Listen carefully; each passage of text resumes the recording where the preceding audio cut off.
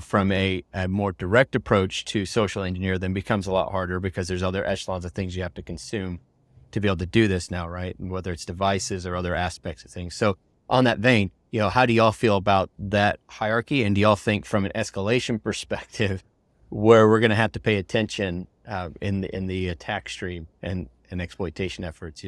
We go passwordless, but what do we think might be some of the concerns therein or ways to worry a little bit more, I guess? So I think one important thing to understand about the discussion about passwordless is that at some level, in very simple terms, passwordless isn't. There's still a credential, if you will. There's still a key. Now it's called a pass key.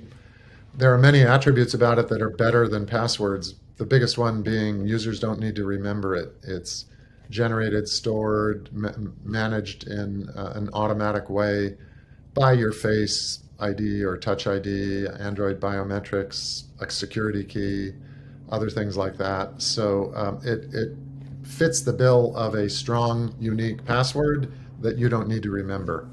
It's also good because you can coordinate both sides and have more than one passkey, allow authentication and access to an app or service, which starts to get at what you're talking about, where you don't not just have a single credential to get into something, but it can be more context-based or situation-based.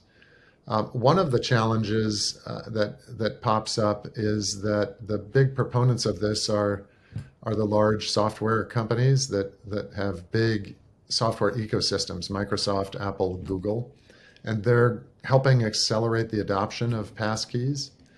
But what's not so much in their interest, we believe, is supporting the portability and interoperability across platforms. They tend to be focused on serving the population within their walled garden or ecosystem. And so one role for a company like Bitwarden is to support that interoperability, that multi-platform aspect for passkeys, just as we do with passwords today. We operate across basically Mac OS, Linux, Windows, Android, iOS, a host of browsers, an API, CLI, command line interface, etc.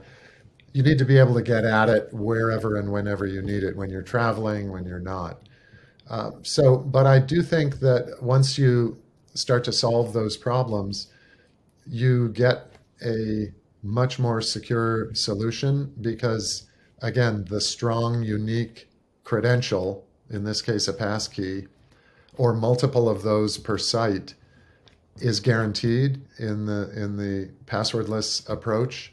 And then where the areas that come into play are different areas, like is in the very early days of Face ID, people were trying to construct models of faces and see how much they had to plaster on to get a match and things like that. So the same principles still apply around just the vulnerability points shift. Also, on most of these platforms, the passkeys themselves are saved in the secure vault on the device.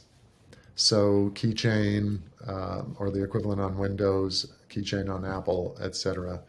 And that is typically a very safe place to store them, but that comes into play too in terms of where are the vulnerability points. So I don't think and then you get sensitivities by users, people who don't want their face used for Face ID, or get into paranoid situations about how your fingerprint might be used without your consent and things like that. So I think it is a big leap forward, but it's not without its weak points.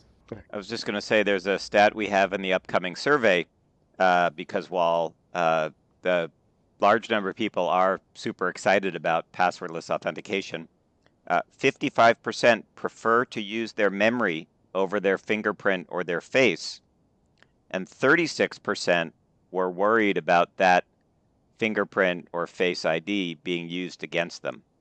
And so for the people who I might put on the more conservative side of the security profiles, they don't want biometrics to be unlocking their universe. They want their own specific brain to be doing that. So now, granted, for most people in their day-to-day business, it's a different story.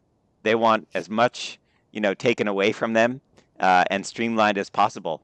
And at Bitwarden, we try to reach a broad number of people and have these solutions that can fit the way that you want to instrument your own security profile.